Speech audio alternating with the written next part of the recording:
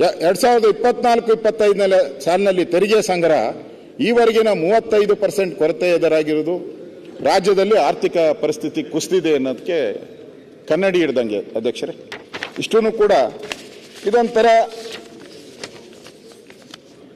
ರಾಜ್ಯಪಾಲರ ಕೈಲಿ ಒಂಥರ ಹಸಿ ಸುಳ್ಳನ್ನು ಹೇಳಿಸ್ತಾವ್ರೆ. ಹಸಿ ಸುಳ್ಳು. ನಾನೇ ಹೇಳಿದ್ದೀನಿ, ಈ ಹಿಂದುಳಿದ ವರ್ಗದ ಇಲಾಖೆದೇ ಹೇಳಿದ್ದೀನಿ. ಎಷ್ಟು ಅಚೀವ್ಮೆಂಟ್, 39% ಅಚೀವ್ಮೆಂಟ್, 100ಕ್ಕೆ 39 ಮಾರ್ಕ್ಸ್. ಮತ್ತೆ ಇದನ್ನ ರಾಜ್ಯಪಾಲರ ಕೈಲಿ ಹುಸಿ ಸುಳ್ಳನ್ನು ಹೇಳಿಸ್ತಾ ಇದ್ದಾರೆ. ಮತ್ತೆ ಇವ್ರದ ಪಾರ್ಟಿನೇ ಹಾಸನದ ಕಾಂಗ್ರೆಸ್ ಅಧ್ಯಕ್ಷ ಶಿವರಾಮ್ ಅಂತ, ಹಾಸನದ ಕಾಂಗ್ರೆಸ್ ಅಧ್ಯಕ್ಷ, ಇವತ್ತು ಲಂಚ ಕೊಡದೆ ಯಾವುದೇ ಕೆಲಸ ಆಗುವುದಿಲ್ಲ, ಎಲ್ಲ ಹುದ್ದೆಗೂ ಇಂತಿಷ್ಟು ಫಿಕ್ಸ್ ಮಾಡಿದ್ದಾರೆ ಅಂತ ಹಾಸನದ ಜಿಲ್ಲಾ ಅಧ್ಯಕ್ಷ ಹೇಳಿದ್ದಾರೆ. ನಾನು ಹೇಳಿಲ್ಲ, ಕಾಂಗ್ರೆಸ್ಸಿನ ಜಿಲ್ಲಾ ಅಧ್ಯಕ್ಷ.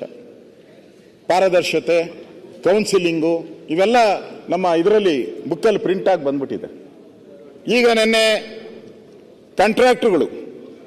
ಕಾಂಟ್ರಾಕ್ಟರ್ಗಳೆಲ್ಲ ಹೋಗಿ ಮುಖ್ಯಮಂತ್ರಿನ ಉಪಮುಖ್ಯಮಂತ್ರಿನೆಲ್ಲ ಭೇಟಿ ಮಾಡಿದ್ದಾರೆ. ಅವ್ರು ಹೇಳಿರೋ ಪ್ರಕಾರ ಹಿಂದಿನ ಸರ್ಕಾರ ಅದೇ ಇಲ್ಲಿ ಕಮಿಷನ್ 40% ಹೆಚ್ಚಳ ಆಗಿದೆ ಸಿಎಂಗೆ ಗುತ್ತಿಗೆದಾರರು. ಅವ್ರು ಹೇಳಿರೋದು, ಗುತ್ತಿಗೆದಾರರು ಹೇಳಿರೋದು ಕಮಿಷನ್ 40% ಹೆಚ್ಚಾಗಿದೆ ಸಿಎಂಗೆ ಗುತ್ತಿಗೆದಾರರು. ಸಿಎಂಗೂ ಕೊಟ್ಟಿದ್ದಾರೆ, ಡೆಪ್ಟಿ ಸಿಎಂಗೂ ಕೊಟ್ಟಿದ್ದಾರೆ. ಇಲ್ಲಿ ನಟ್ಟು ಬೋಲ್ಟು ಟೈಪ್ ಮಾಡಬೇಕಾಗಿರೋದು ಇಲ್ಲಿ.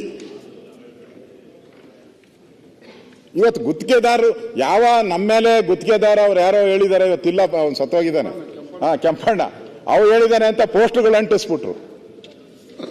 ಈಗ ಅದೇ ಗುತ್ತಿಗೆದಾರರು ಎಲ್ಲರ ಮನೆಗೂ, ಸಿಎಂ ಮನೆಗೆ ಹೋಗ್ತಾರೆ, ಡೆಪ್ಟಿ ಸಿಎಂ ಮನೆಗೆ ಹೋಗ್ತಾರೆ, ಲಂಚ ಲಂಚ ಲಂಚ ಅಂತ ಓಪನ್ ದಿನ ಪತ್ರಿಕೆ ನೋಡ್ತಾ ಇದ್ದೀರಿ. ಪಾರದರ್ಶಕತೆ, ಟ್ರಾನ್ಸ್ಪರೆಂಟ್, ಏನು ಲಂಚ ತಗೊಳೋದ್ರಲ್ಲ ಪಾರದರ್ಶಕತೆ.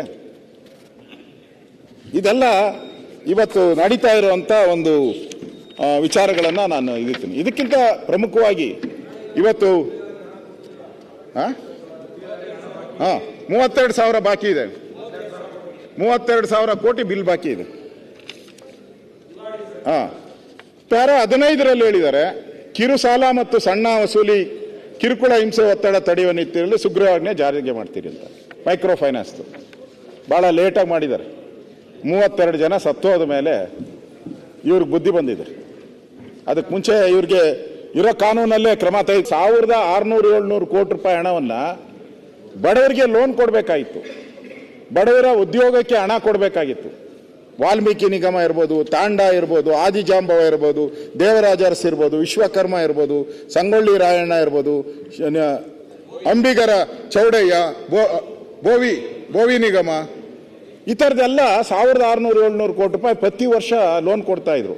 ಈ ವರ್ಷ ಅನುದಾನ ಎಲ್ಲ ಕಟ್ ಮಾಡಿಬಿಟ್ಟಿದ್ದಾರೆ. ಅವರು ಮೈಕ್ರೋ ಫೈನಾನ್ಸ್ಗೆ ಈಗ ಹೋಗಿದ್ದಾರೆ. ಇವತ್ತು ಮೈಕ್ರೋ ಫೈನಾನ್ಸ್ ಹಾವಳಿ ಹೆಂಗಿದೆ ಅಂದರೆ, ನಾನು ಕೂಡ ಮಳವಳ್ಳಿ ತಾಲೂಕಿಗೆ ಹೋಗಿದ್ದೆ. ನಾನು ಮಳವಳ್ಳಿ ತಾಲೂಕು ಹೊನ್ನಾಪುರ ಗ್ರಾಮಕ್ಕೆ ಭೇಟಿ ನೀಡಿದ್ದೆ. ಅಲ್ಲಿ ತಾಯಿ ಪ್ರೇಮ, ಈ ಮೈಕ್ರೋ ಫೈನಾನ್ಸ್ ನಾನು ಹೋಗಿದ್ದೆ. ಅವಳು ಅಂಗನವಾಡಿಯಲ್ಲಿ ಕೆಲಸ ಮಾಡುವ ತಾಯಿ. ಅವಮ್ಮ ಗಂಡ ಆಸ್ಮಾ ಪೇಷಂಟು, ಅವು ಕೆಲಸ ಮಾಡೋಕ್ಕೆ ಶಕ್ತಿ ಇಲ್ಲ ಮನೇಲಿ. ನಾನು ಓದಕ್ಕೆ ಕೂತಿದ್ದ ಅವ ಮನುಷ್ಯ. ಇಬ್ಬರು ಹೆಣ್ಣು ಮಕ್ಕಳಿಗೂ ಒಬ್ಬರಿಗೆ ಗಂಡ ಬಿಟ್ಬಿಟ್ಟು ಬಂದ್ಬಿಟ್ಟು ಆಯಮ್ಮನೂ ಇವ್ರ ಮನೆಯಲ್ಲೇ ಅವ್ರೆ. ಮೊದಲೇ ಅವ್ರ ಮನೆಯವ್ರಿಗೆಲ್ಲ ಆಸ್ಮಾನೆ. ಇವ್ರಿಗೆ ಮೈಕ್ರೋ ಫೈನಾನ್ಸ್, ಪ್ರೈವೇಟ್ ಫೈನಾನ್ಸ್ ಅವ್ರು ಕಿರುಕುಳ ಮಾಡಿ ಆ ಮನೆ ಹತ್ರ ಬಂದು ಪೊಲೀಸವ್ರನ್ನ ಕರ್ಕೊಂಬಂದು, ಪೊಲೀಸವ್ರ ಮನೆಗೆ ನುಗ್ಗಿ ಆ ಅಮ್ಮ ಮಗುಗೆ ಹಾಲು ಕುಡಿಸ್ತಾ ಇದ್ಲಂತೆ. ಹಾಲು ಕುಡ್ಸೋಕ್ಕೂ ಬಿಡದೆ ದರ ಅಂತ ಹೇಳ್ಕೊಂಡೋಗಿ ಆಚೆ ಬಿಟ್ಬಿಟ್ಟು ಬೀಗ ಹಾಕೊಂಡು ಹೊರಟೋಗಿದ್ದಾರೆ. ಎಲ್ಲರ ಮುಂದೆ ಆ ಹಟ್ಟಿಗೆ ನಾನು ಹೋಗಿದ್ದೆ. ಎಲ್ಲ ಹಟ್ಟಿಯಲ್ಲಿ ಎಲ್ಲರ ಮುಂದೆ ಅವ್ರು ಎಳದಾಡಿ ಇವ್ರಿಗೆ ಕೆಟ್ಟ ಪದ, ಪೊಲೀಸರು ಬೈದಿದ್ಕೋಸ್ಕರ ಅವರು ಆತ್ಮಹತ್ಯೆ ಮಾಡ್ಕೊಂಬಿಟ್ಲ. ತಾಯಿ ಆತ್ಮಹತ್ಯೆ, ಇಮಿಡಿಯೇಟ್ ಆಗಿ ಆತ್ಮಹತ್ಯೆ ಮಾಡ್ಕೊಂಬಿಟ್ಲು. ತಾಯಿ ಆತ್ಮಹತ್ಯೆ ಮಾಡ್ಕೊಂಡ್ಲಲ್ಲ ಅಂತ ಹೇಳ್ಬಿಟ್ಟು ವಿಷಯ ಗೊತ್ತಾದ ತಕ್ಷಣ ಮಗ ಎಲ್ಲೋ ಕೆಲ್ಸಕ್ಕೆ, ಅವನಿಗೂ ಗ್ಯಾಂಗ್ರೀನ್ ಔಟೈತೆ ಕಾಲು. ಗ್ಯಾಂಗ್ರೀನ್ ಆಗಿದ್ರು ಕೂಡ ಗಾರೆ ಕೆಲ್ಸಕ್ಕೆ ಹೋಗ್ತಾ ಇದ್ದ ಅವನು. ಫುಲ್ ಗ್ಯಾಂಗ್ರೀನ್ ಆಗಿದೆ ಅವನಿಗೆ. ಅವನಿಗೂ ಖರ್ಚು ಇದೆ. ಅವನು ತಾಯಿಯ ಸತ್ತೋದ್ಲಲ್ಲ ಅಂತೇಳಿ ಅವನು ಹೊಟ್ಟು ಕೆರೆ ಒಳ್ಳೆ ಬಿದ್ದುಬಿಟ್ಟು ಹಂಗೆ ಸತ್ತೋಗ್ಬಿಟ್ಟಿದ್ದಾರೆ. ತಾಯಿ ಸತ್ತ ಒಂದೇ ದಿನಕ್ಕೆ ಮಗನೂ ಕೂಡ ಹೋಗಿ ಸತ್ತೋಗಿದ್ದಾರೆ. 2 ಈ ಕೊಲೆಗಳಿಗೆ, ಕೊಲೆ ಅಂತಾನೆ ಹೇಳ್ಬೇಕು ನಾನು, ಅಂದರೆ ಮೈಕ್ರೋ ಫೈನಾನ್ಸ್ ಹಾವಳಿಯಿಂದ ಇಡೀ ಕುಟುಂಬನೇ ಬೀದಿಗೆ ಬಂದಿದೆ. ನಾನು ಬಿಟ್ಬಿಟ್ಟು ಬೇರೆ ಕೇರಿಗೆ ಹೋದೆ, ಅಲ್ಲೇ ಒಂದು 10 ಮನೆಯವರು ಊರು ಬಿಟ್ಟು ಓಡೋಗ್ಬಿಟ್ಟಿದ್ದಾರೆ. ಊರು ಬಿಟ್ಟು 15 ದಿನ ಆಯ್ತಂತೆ ಬರೋಕ್ಕೆ. ಅದು ಸುಮ್ಮನೆ ಸಣ್ಣ ಉದಾಹರಣೆ ಕೊಡ್ತೀನಿ ಅಧ್ಯಕ್ಷರೇ. ಈ ಮೈಕ್ರೋ ಫೈನಾನ್ಸ್ ಹೆಂಗೆ ಅಂತ ಹೇಳಿದ್ರೆ, ಅವರು ತಮಿಳುನಾಡು ಬೇರೆ ಬೇರೆ ಕಡೆಯಿಂದ ಬಂದಿದ್ದಾರೆ. ಅವರು ಏಜೆಂಟ್ಗಳು ಬರ್ತಾರೆ, ನಿಮ್ಮ ಒಂದು 10 ಜನದ ಗುಂಪು ಮಾಡ್ತಾರೆ.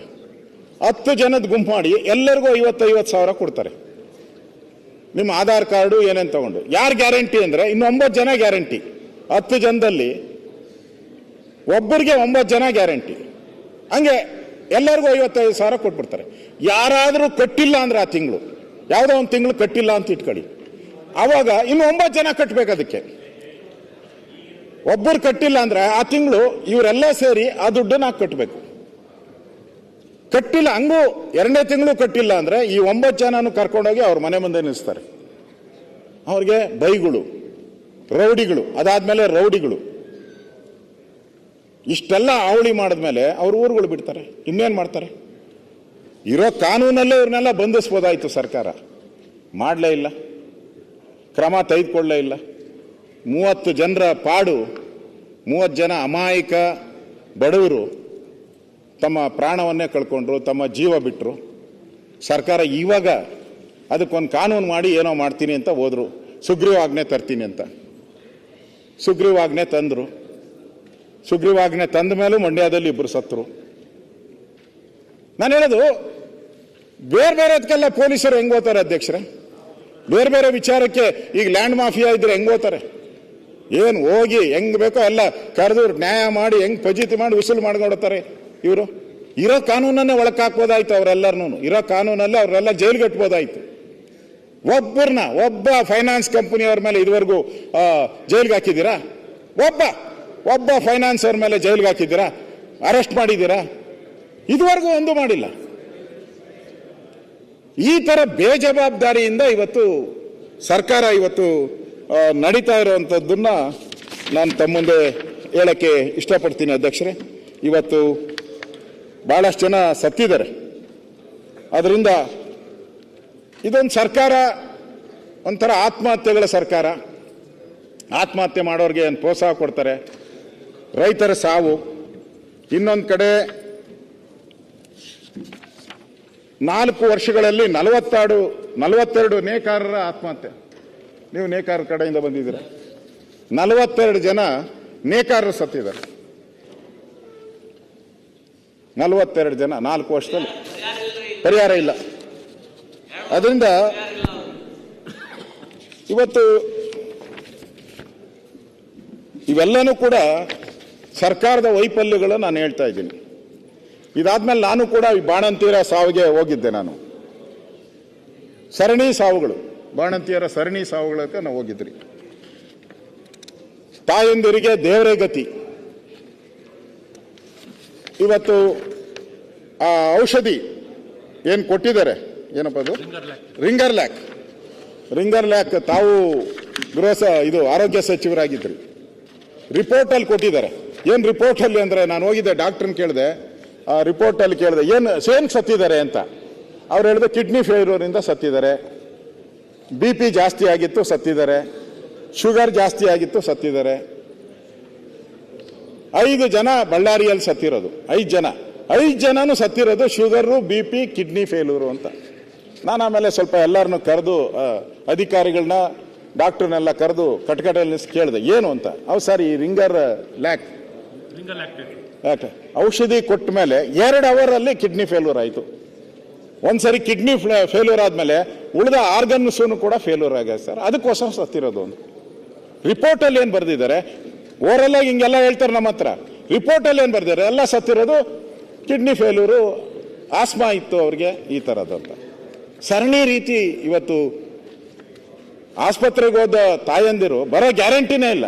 ಇವ್ರು ಗ್ಯಾರಂಟಿ ಅಂತಾರೆ, ಬರೋ ಗ್ಯಾರಂಟಿನೇ ಇಲ್ಲ. ಸರ್ ಒಂದೇ ನಿಮಿಷ, ಎಷ್ಟು ಕೇಸಲ್ಲಿ ಪೋಸ್ಟ್ ಮಾರ್ಟಮ್ ಮಾಡಿದ್ದಾರೆ ಸರ್?